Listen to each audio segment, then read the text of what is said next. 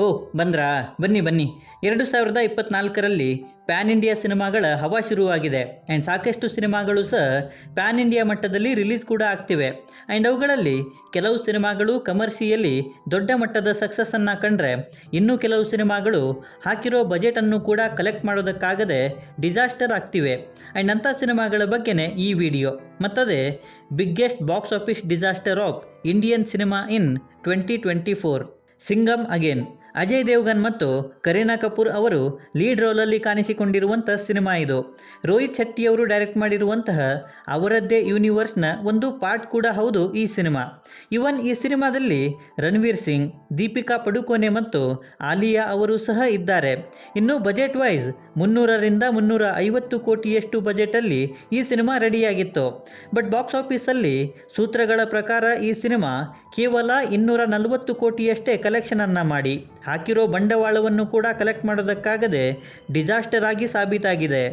ಜಿಗರ, ಆಲಿಯಾ ಭಟ್ ಮತ್ತು ವೇದಾಂತ್ ರೈನಾ ಅವರ ಕಾಂಬಿನೇಷನಲ್ಲಿ ಬಂದಂಥ ಸಿನಿಮಾ ಇದು. ಇವನ್ ಈ ಸಿನಿಮಾನ ಪ್ರೊಡ್ಯೂಸ್ ಕೂಡ ಇವರೇ ಮಾಡಿದ್ರು. ಆ್ಯಂಡ್ ಕರಣ್ ಜೋಹರ್ ಅವರು ಸಹ ಈ ಸಿನಿಮಾಗೆ ಬಂಡವಾಳವನ್ನು ಹಾಕಿದ್ರು. ಆದರೆ 90 ಕೋಟಿಗೂ ಅಧಿಕ ಬಜೆಟಲ್ಲಿ ರೆಡಿಯಾಗಿದ್ದಂತಹ ಈ ಸಿನಿಮಾ ಥಿಯೇಟ್ರಿಗೆ ಬಂದಿದ್ದು ಕೂಡ ಗೊತ್ತಾಗಲಿಲ್ಲ, ಇವನ್ ಹೋಗಿದ್ದು ಕೂಡ. ಇನ್ನು ಬಾಕ್ಸ್ ಆಫೀಸಲ್ಲಿ ಕೇವಲ 55.05 ಕೋಟಿಯಷ್ಟು ಕಲೆಕ್ಷನನ್ನು ಮಾಡಿ ಡಿಸಾಸ್ಟರ್ ಆಗಿ ಸಾಬೀತಾಯಿತು. ಬಡೇ ಮಿಯಾ ಚೋಟೆ ಮಿಯಾ, ಅಕ್ಷಯ್ ಕುಮಾರ್ ಮತ್ತು ಟೈಗರ್ ಶ್ರಾಫ್ ಅವರ ಮುಖ್ಯ ಪಾತ್ರದಲ್ಲಿ ಆಡಿಯನ್ಸ್ಗಳಿಂದ ನೆಗೆಟಿವ್ ರಿವ್ಯೂ ಪಡ್ಕೊಂಡಂಥ ಸಿನಿಮಾ ಇದು. ಅದೇ ರುಟೀನ್ ಕತೆ ಆ್ಯಂಡ್ ಅಷ್ಟೇ ದರಿದ್ರ ಪ್ರೆಸೆಂಟೇಷನ್ ಇತ್ತು ಈ ಸಿನಿಮಾದಲ್ಲಿ. ಆ್ಯಂಡ್ ಆ್ಯಕ್ಷನ್ ಸೀಕ್ವೆನ್ಸಸ್ ಬಗ್ಗೆ ಹೇಳಬೇಕಾ, ಬಾಲಿವುಡ್ನವರು ಅದರಲ್ಲಿ ಫೇಮಸ್, ಬಟ್ ಅದು ನೆಗೆಟಿವ್ ಆಗೋಯಿತು. ಆ್ಯಂಡ್ ಅದರಿಂದ 350 ಕೋಟಿ ಬಜೆಟಲ್ಲಿ ರೆಡಿಯಾಗಿದ್ದ ಈ ಸಿನಿಮಾ ಬಾಕ್ಸ್ ಆಫೀಸಲ್ಲಿ ಕೇವಲ 102.6 ಕೋಟಿ ಕಲೆಕ್ಷನ್ ಮಾಡಿ ಬಾಕ್ಸ್ ಆಫೀಸಲ್ಲಿ ದೊಡ್ಡ ಫೇಲ್ ಆಗೋಯಿತು. ಕಂಗುವಾ, ಸೂರ್ಯ ಅವರ ನಟನೆಯ ಮೋಸ್ಟ್ ಹೈಪ್ ಇದ್ದಂಥ ಸಿನಿಮಾ ಆಗಿತ್ತು ಕಂಗುವಾ. ಶಿವ ಅವರು ಡೈರೆಕ್ಟ್ ಮಾಡಿದ್ದ ಈ ಸಿನಿಮಾ ಪ್ಯಾನ್ ಇಂಡಿಯಾ ಲೆವೆಲಲ್ಲಿ ಭಾರಿ ಎಕ್ಸ್ಪೆಕ್ಟೇಷನ್ಸ್ ಜೊತೆಗೇ ರಿಲೀಸ್ ಆಗಿತ್ತು. ಆದರೆ ಸ್ಟೋರಿ ಆ್ಯಂಡ್ ಸೂರ್ಯ ಅವರ ಪ್ರೆಸೆಂಟೇಷನ್ ತುಂಬಾ ದರಿದ್ರವಾಗಿತ್ತು. ಥಿಯೇಟ್ರಲ್ಲಿ ಆಡಿಯನ್ಸ್ಗಳು ಸಿನಿಮಾನ ನೋಡಿ ಇರಿಟೇಟ್ ಆಗಿದ್ದಂತೂ ಅಷ್ಟೇ ನಿಜ. ಸೊ ಅರೌಂಡ್ 300 ಕೋಟಿ ಬಜೆಟಲ್ಲಿ ರೆಡಿಯಾಗಿದ್ದ ಈ ಸಿನಿಮಾ ಕೂಡ ಬಾಕ್ಸ್ ಆಫೀಸಲ್ಲಿ ಕೇವಲ 104 ಕೋಟಿಯಷ್ಟು ಕಲೆಕ್ಷನ್ ಮಾಡಿ ಹಾಕಿದ ಬಂಡವಾಳವನ್ನು ಕೂಡ ಕಲೆಕ್ಟ್ ಮಾಡೋದಕ್ಕಾಗದೆ ಡಿಸಾಸ್ಟರ್ ಆಗಿ ಸಾಬೀತಾಯಿತು. ಮಾರ್ಟಿನ್, ಕನ್ನಡ ಇಂಡಸ್ಟ್ರಿಯ 2024ರ ಬಿಗ್ಗೆಸ್ಟ್ ಡಿಸಾಸ್ಟರ್ ಸಿನಿಮಾ ಇದು. ಮೇ ಬಿ ಎಲ್ಲರ ಡಿಸಾಸ್ಟರ್ ಲಿಸ್ಟಲ್ಲಿ ಈ ಸಿನಿಮಾದ ಹೆಸರು ಮಿಸ್ಸೇ ಆಗಲ್ಲ ಅನ್ನೋದು ಕೂಡ ಅಷ್ಟೇ ನಿಜ. ಲಿಟ್ರಲಿ AP ಅರ್ಜುನ್ ಅವರ ದರಿದ್ರ ಪ್ರೆಸೆಂಟೇಷನ್ ಆ್ಯಂಡ್ ಧ್ರುವ ಸರ್ಜಾ ಅವರ ನೋಡೋಕ್ಕಾಗದೇ ಇರುವಂತಹ ಆ್ಯಕ್ಟಿಂಗ್ ತಲೆನೋವು ತರಿಸಿದ್ದಂತೂ ನಿಜ.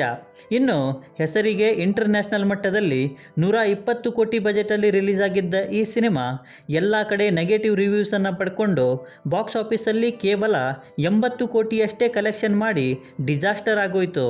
ಇಂಡಿಯನ್ 2 ಲಿಟ್ರಲಿ ಗುರು ಆಲ್ರೆಡಿ ಬಂದು ಬ್ಲಾಕ್ ಬಸ್ಟರ್ ಆಗಿದ್ದ ಸಿನಿಮಾದ ಸೀಕ್ವೆಲ್ ಅಂತ ಬಂದಾಗ ಆಬ್ವಿಯಸ್ಲಿ ಎಕ್ಸ್ಪೆಕ್ಟೇಷನ್ ಜೊತೆಗೆ ಹೈಪ್ ಕೂಡ ಸಿನಿಮಾದ ಮೇಲೆ ಜಾಸ್ತಿನೇ ಆಗಿತ್ತು. ಬಟ್ ಈ ಸಿನಿಮಾನ ಇವಾಗ ಸೀಕ್ವೆಲ್ಗಳ ಟ್ರೆಂಡ್ ಇದೆ, ನಾವು ಕೂಡ ಒಂದು ಮಾಡೋಣ ಅಂತ ಮಾಡಿದ್ರು ಅಂತ ಸಿನಿಮಾ ನೋಡಿದ ಮೇಲೇ ಗೊತ್ತಾಯಿತು. ಅದರಲ್ಲೂ ಇಂಡಿಯನ್ ತಾತ ಆ್ಯಂಡ್ ಅವನ ಮರ್ಮಕಲೆ ಯಪ್ಪ ಮರೆಯೋದಕ್ಕಾಗೋದೇ ಇಲ್ಲ. ಇನ್ನು 250 ಕೋಟಿ ಬಜೆಟಲ್ಲಿ ರೆಡಿಯಾಗಿದ್ದಂತಹ ಈ ಸಿನಿಮಾ ಬಾಕ್ಸ್ ಆಫೀಸಲ್ಲಿ ಕೇವಲ 81.32 ಕೋಟಿಯಷ್ಟು ಕಲೆಕ್ಷನ್ ಮಾಡಿ ಡಿಸಾಸ್ಟರ್ ಆಗಿ ಸಾಬೀತಾಯಿತು. ಮೈದಾನ್, ಟೀಸರ್ ಮತ್ತು ಟ್ರೇಲರ್ನಿಂದಾನೇ ಎಕ್ಸ್ಪೆಕ್ಟೇಷನ್ಸನ್ನು ಕ್ರಿಯೇಟ್ ಮಾಡಿದ್ದಂತಹ ಅಜಯ್ ದೇವ್ಗನ್ ಅವರ ನಟನೆಯ ಸಿನಿಮಾ ಇದು. ಫುಟ್ಬಾಲ್ ರಿಲೇಟೆಡ್ ಕತೆ ಇತ್ತು ಸಿನಿಮಾದಲ್ಲಿ, ಬಟ್ ಸ್ಟೋರಿ ಆ್ಯಂಡ್ ಪ್ರೆಸೆಂಟೇಷನಲ್ಲಿ ಯಾವುದೇ ರೀತಿಯ ಹೊಸತನ ಇರಲಿಲ್ಲ. ಆ್ಯಂಡ್ ಅದರಿಂದನೇ 235 ಕೋಟಿ ಬಜೆಟಲ್ಲಿ ರೆಡಿಯಾಗಿದ್ದ ಈ ಸಿನಿಮಾ ಕೂಡ ಬಾಕ್ಸ್ ಆಫೀಸಲ್ಲಿ ಕೇವಲ 69.09 ಕೋಟಿ ಕಲೆಕ್ಷನ್ ಮಾಡಿ ದೊಡ್ಡ ಡಿಸಾಸ್ಟರ್ ಆಗಿ ಸಾಬೀತಾಯಿತು. ಸೊ ಇವಿಷ್ಟು ನನ್ನ ಲಿಸ್ಟಲ್ಲಿ ಇದ್ದಂತಹ biggest box office disasters of Indian cinema in 2024. So ಈ ಸಿನಿಮಾಗಳಲ್ಲಿ ನಿಮ್ಮನ್ನು ಡಿಸಪಾಯಿಂಟ್ ಮಾಡಿದಂತಹ ಸಿನಿಮಾ ಯಾವುದು ಅನ್ನೋದನ್ನು ಕೆಳಗಡೆ ಬರೆದು ತಿಳಿಸಿ. ಮತ್ತು ಈ ವಿಡಿಯೋ ನಿಮಗೆ ಇಷ್ಟ ಆಗಿದ್ದರೆ ದಯವಿಟ್ಟು ನನ್ನ ಚಾನಲನ್ನು ಸಬ್ಸ್ಕ್ರೈಬ್ ಮಾಡಿಕೊಂಡು ಸಪೋರ್ಟ್ ಮಾಡಿ. ಕೊನೆಯಲ್ಲಿ ಸಿಗ್ತಾ ಇರೋಣ.